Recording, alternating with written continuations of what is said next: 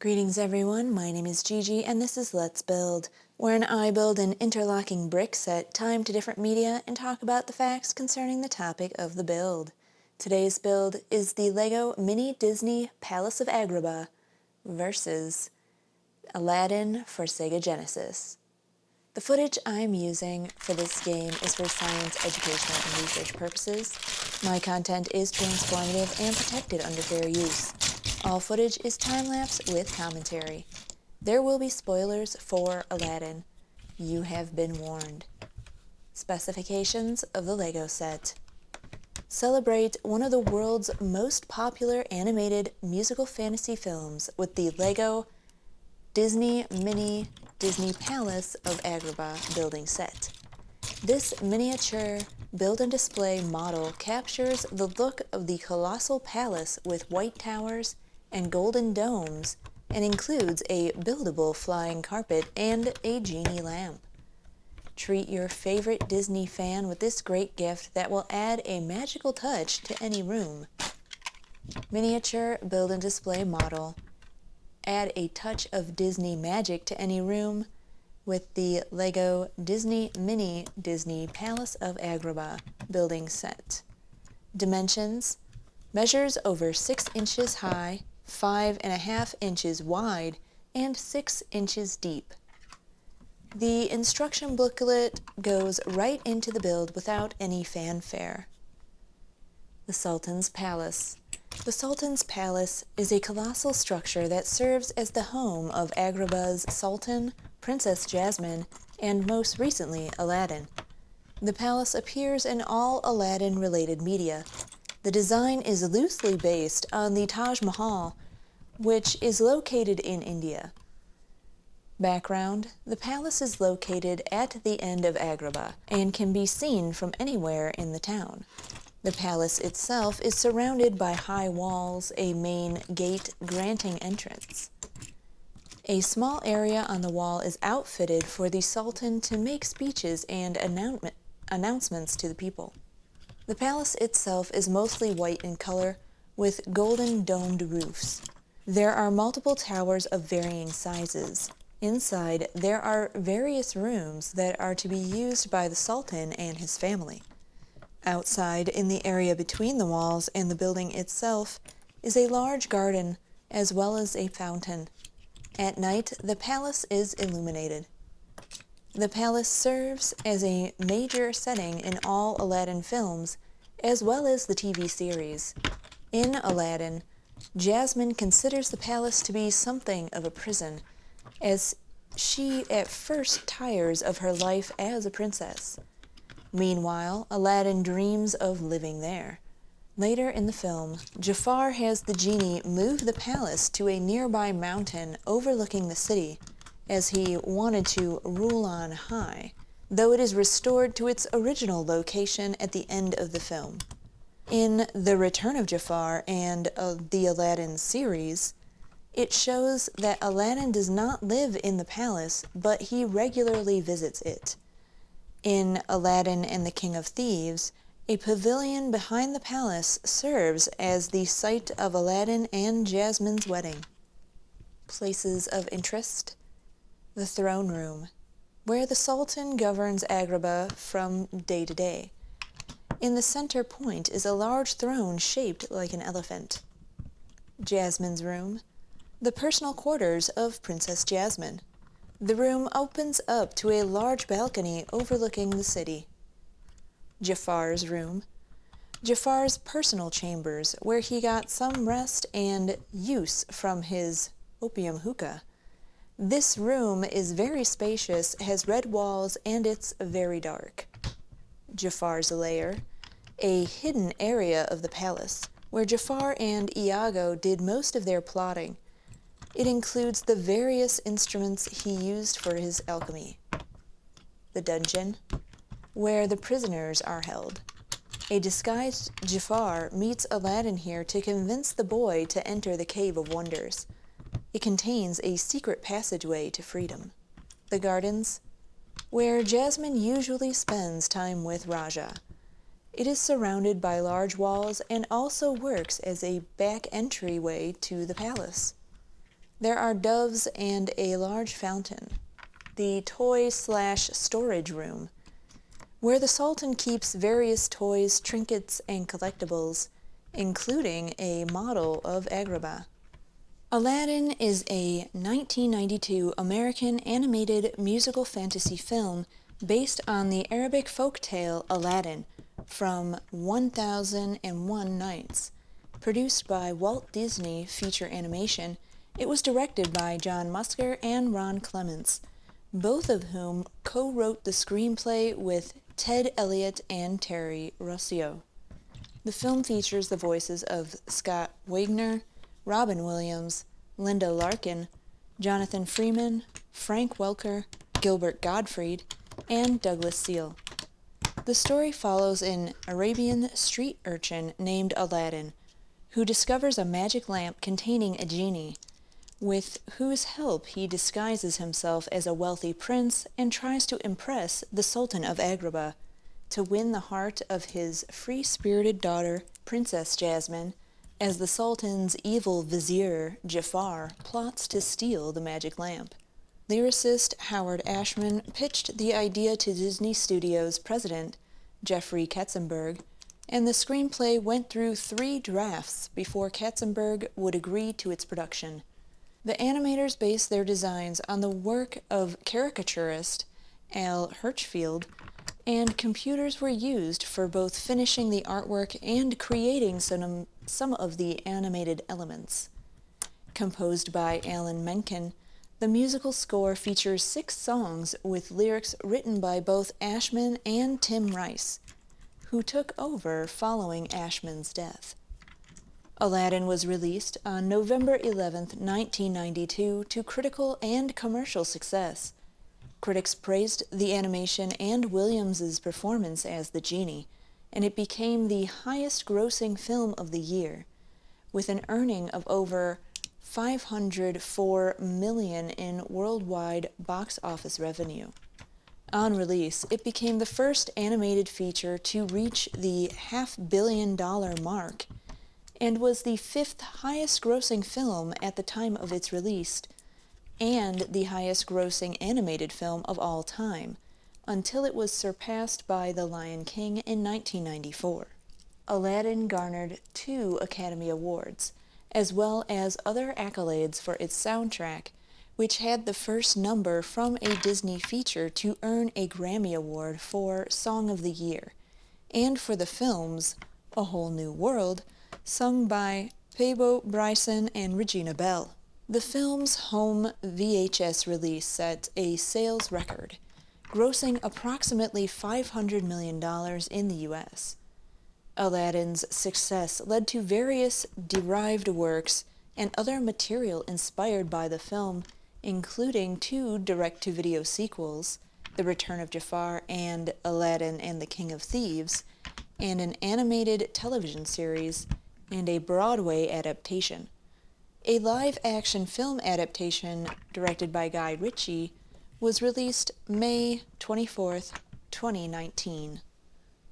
Plot: Jafar, a sorcerer in the royal vizier of the fictional Middle Eastern city of Agrabah, seeks a magic lamp hidden within the Cave of Wonders that only the diamond in the rough can retrieve.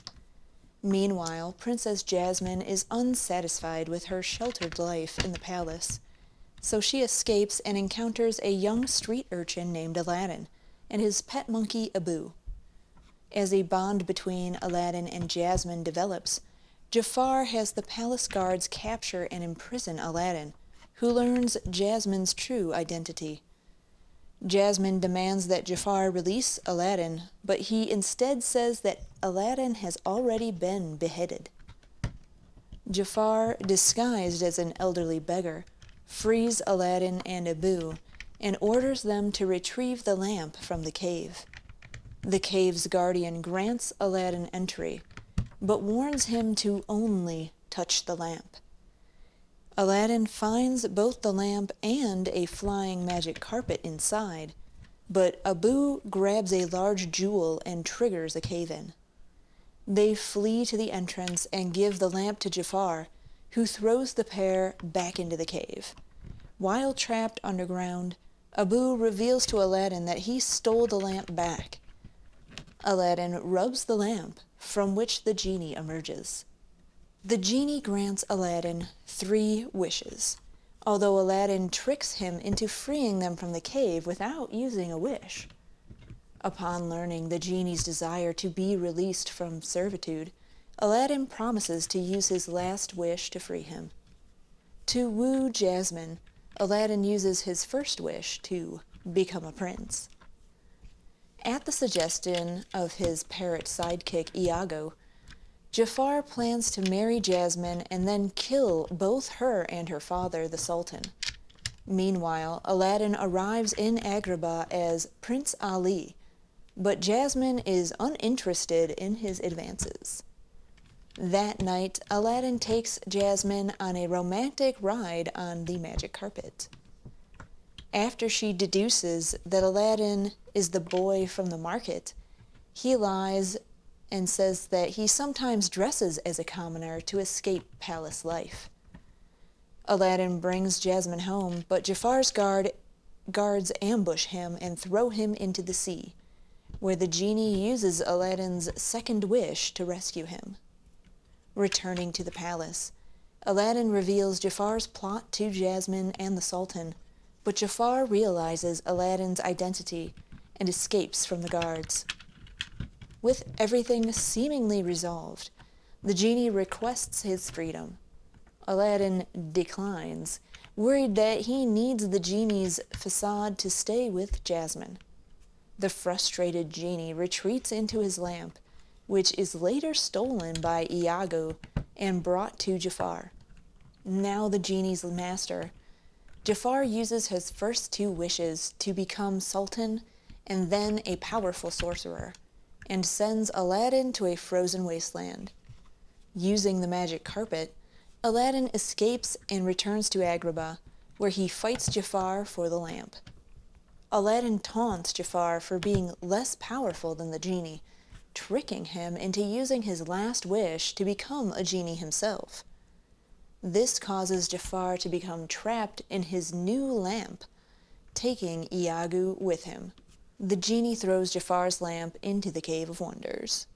The genie encourages Aladdin to use his third wish to regain his royal title and legally marry Jasmine. Aladdin instead decides to keep his promise, wishing the genie free. The Sultan allows Jasmine to marry whomever she chooses, and she gladly chooses Aladdin.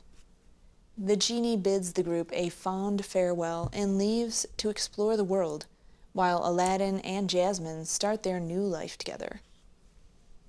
Script and development. In 1988, lyricist Howard Ashman had pitched the idea of an animated musical adaptation of Aladdin. Ashman had written a 40-page film treatment, remaining faithful to the plot and characters of the original story, but envisioned as a campy 1930s-style musical with a popular 1930s-style genie. With partner Alan Menken, Ashman composed several songs and added original characters to the story, such as Aladdin's friends Babkak, Omar, and Kasim. However, Michael Eisner did not think that a story set in the Middle East would be commercially appealing, and their project was removed from active development. Ashman and Menken were soon recruited to compose songs for The Beauty and the Beast. Linda Wolverton, who had also worked on Beauty and the Beast, used their treatment and developed a draft with inspired elements from The Thief of Baghdad, such as the villain named Jafar, an aged sidekick retired human thief named Abu, and human handmaiden for the princess. Directors Ron Clements and John Musker joined the production, picking Aladdin from 3 projects offered. The other 2 were an adaptation of Swan Lake and of The King of the Jungle, which eventually became The Lion King. Before Ashman's death in March of 1991, he and Menken composed Arabian Nights, A Friend Like Me, Prince Ali, and Ashman's last song, Humiliate the Boy. Musker and Clemens wrote a draft of the screenplay and delivered a story reel to studio chief Jeffrey Katzenberg in April 1991. Katzenberg thought that the script didn't engage, and on a day known by the staff as Black Friday, he demanded that the entire story be rewritten without rescheduling the film's November 25, 1992 release date. Katzenberg requested for Clemens and Musker to not be heavily dependent on Ashman's vision, and the removal of Aladdin's mother, remarking, 86 the mother, the mom's a zero. Katzenberg also influenced changing the plot element about Jasmine's marriage, which originally had her to be married by age 16 as required by law, to remove the age. The Sultan says only, your next birthday, and make it more specific that her suitor needed to be a prince, which would also set up the ending in which the Sultan, inspired by Aladdin's altruism, changes the law to make it legal for Jasmine to be able to marry anyone she deems worthy. Screenwriting duo Ted Elliott and Terry Rossio were brought in to rework the story, and the changes they made included the removal of Aladdin's mother, the strengthening of the character of Princess Jasmine, and the deletion of several of Ashman and Menken's songs. Aladdin's personality was rewritten to be a little rougher, like a young Harrison Ford. The parrot, Iago, originally conceived as an uptight British archetype, was reworked to a comic role after the filmmakers saw Gilbert Gottfried in Beverly Hills Cop 2, who was cast for the role. By October of 1991, Katzenberg was satisfied with the new vision of Aladdin. As with Wolverton's screenplay, several characters and plot elements were based on The Thief of Baghdad, although the location of the film was changed from Baghdad to the fictional Arabian city of Agrabah due to the Gulf War. Because the war prevented them from traveling to Baghdad for research, most of their research took place at the Saudi Arabian Expo at the Los Angeles Convention Center. Design and animation. The design for most characters is based on the work of caricaturist Al Hirschfeld, which production designer Richard van der Wende also considered appropriate to the theme, due to the similarities of the flowing and swooping lines found in Arabic calligraphy. Jafar's design was not based on Hirschfeld's work because Jafar's supervising animator, Andreas Deja, wanted the character to be contrasting. Each character was animated alone, with the animators consulting with each other to make the scenes with interrelating characters.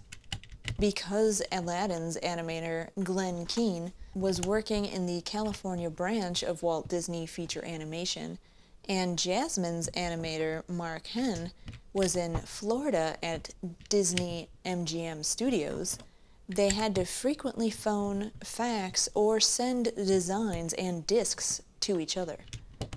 The animators filmed monkeys at the San Francisco Zoo to study their movements for Abu's character. Iago's supervising animator, Will Finn, tried to incorporate some aspects of Gottfried's appearance into the parrot's design, especially his semi-closed eyes and the always reappearing teeth. Some aspects of the Sultan were inspired by the Wizard of Oz to create a bumbling authority figure. Andreas Deja, Jafar's supervising animator, tried to incorporate Jonathan Freeman's facial expressions and gesturing into the character. Animator Randy Cartwright described working on the magic carpet as challenging, since it is only a rectangular shape that expresses itself through pantomime. It's sort of like an acting origami. Cartwright kept folding a piece of cloth while animating to see how to position the carpet. After the character animation was done, the carpet's surface design was applied digitally. Designed by a team led by supervising animator Glenn Keane, Aladdin was initially going to be a young man as young as 13, and was originally made to resemble actor Michael J. Fox. During production, it was decided that the design was too boyish and lacked appeal, so the character was made 17 to 18 and redesigned to add elements derived from actor Tom Cruise and Calvin Klein models. For scenery design, various architectural elements seen in 19th century Orientalist paintings and photographs of the Arab world were used for guidance. Other inspirations for design were Disney's animated films from the 1940s and 50s, and the 1940 film The Thief of Baghdad. The coloring was done with the computerized CAPS process, and the color motifs were chosen according to the personality. The protagonist used light colors such as blue, the antagonist used darker colors such as red and black, and Agrabah and its palace used the neutral color yellow. Computer animation was used for several elements of the film, such as the tiger entrance of the Cave of Wonders, and the scene in which Aladdin tries to escape the collapsing cave. Some of the software that was used was Pixar's RenderMan.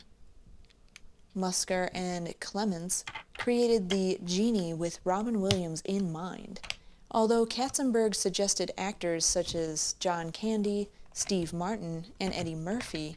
Williams was approached and eventually accepted the role. Williams came for voice recording sessions during breaks while filming two films he was making at the time, Hook and Toys.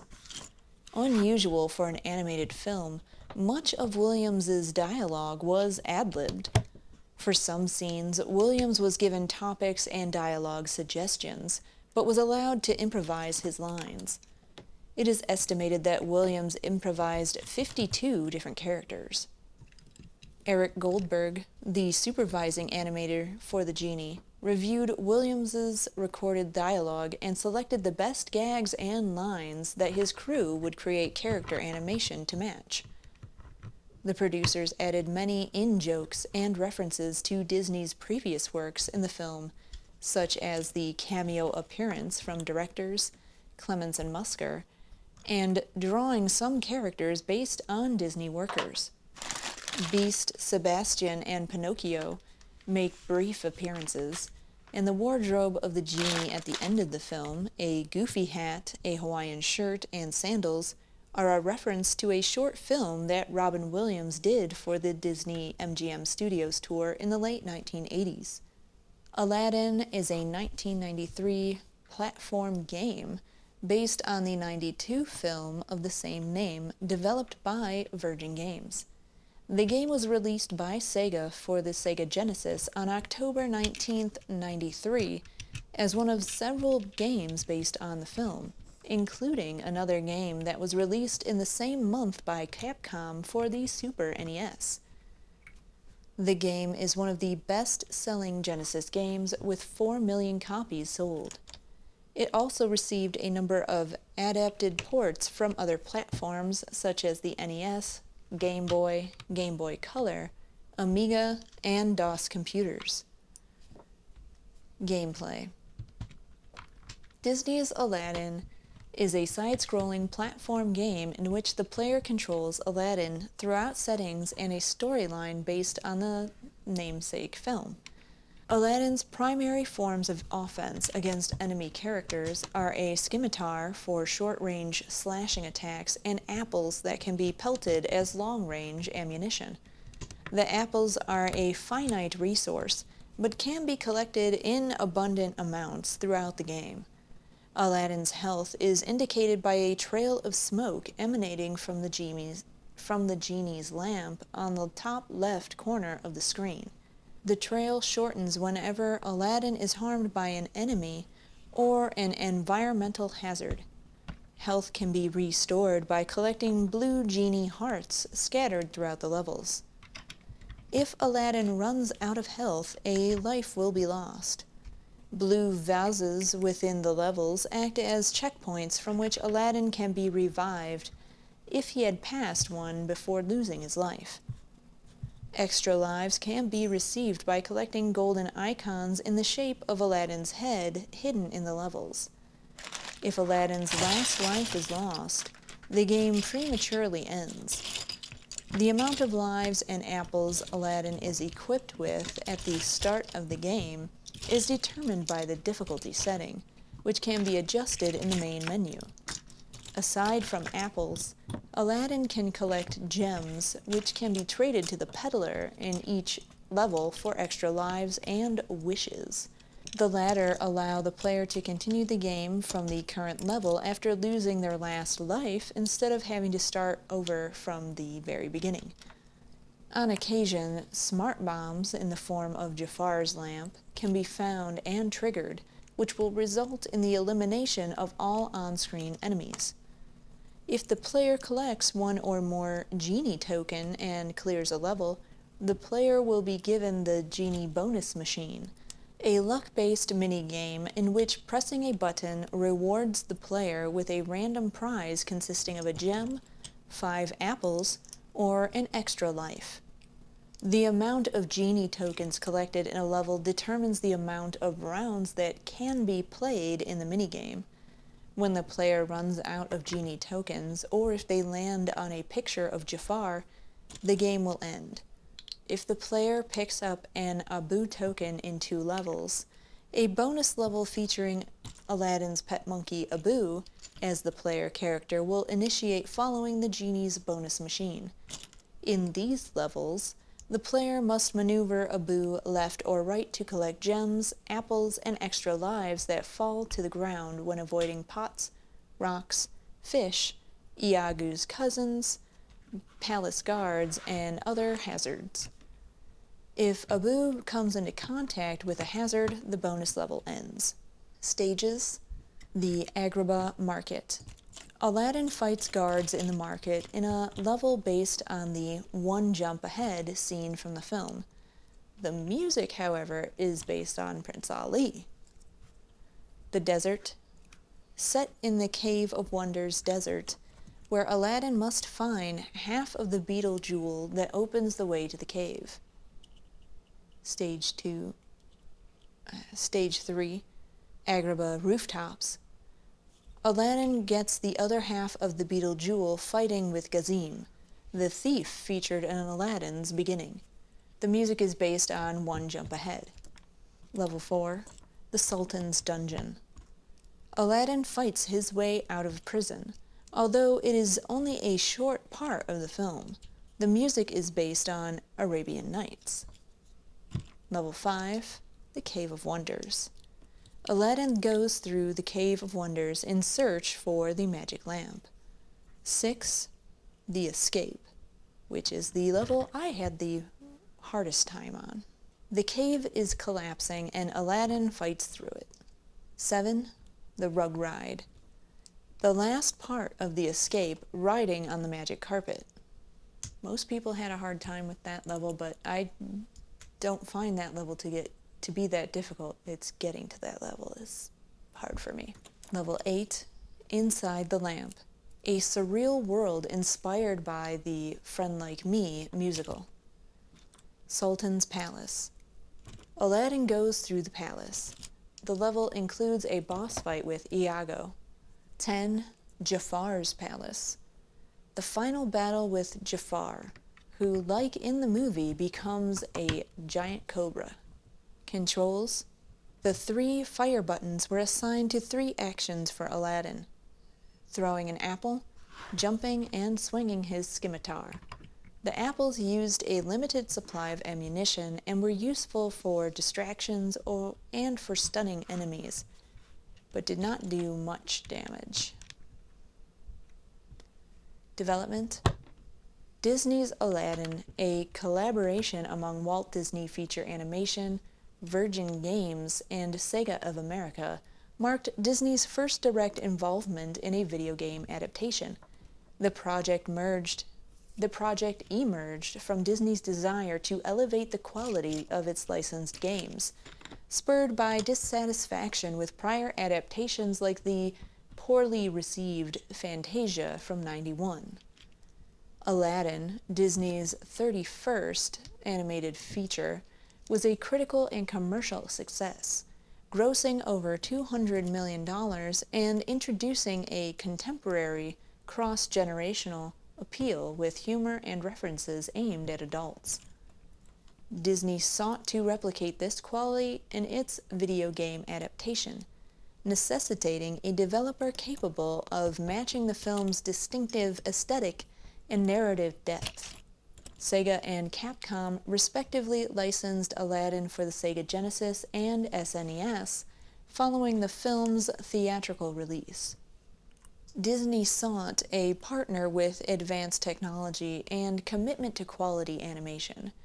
At the Consumer Electronics Show, Virgin Games impressed Gilmore with Global Gladiators from '92 and a demo from Dino Blaze, an unproduced concept by Bill Croyer featuring rollerblading dinosaurs. Virgin's Digicel Process, a marketing team for a suite of tools and techniques for digitizing hand-drawn animation, aligned with Disney's vision for a game that felt like an extension of the film. A historic three-way agreement was negotiated by Virgin president Martin Appler, leveraging his prior relationship with Sega from distributing Master System projects in Europe. Disney would provide animation, Virgin would handle development and digitization, and Sega would manage marketing and distribution, with profits split equally after costs. This deal, finalized in early '93, required Sega to reassign its license role, as the cancellation of Blue Sky's Aladdin left Disney without a Genesis game. Development began in January of '93 with a team of 9 people in a tight 6-month timeline to coincide with the film's October '93 VHS release.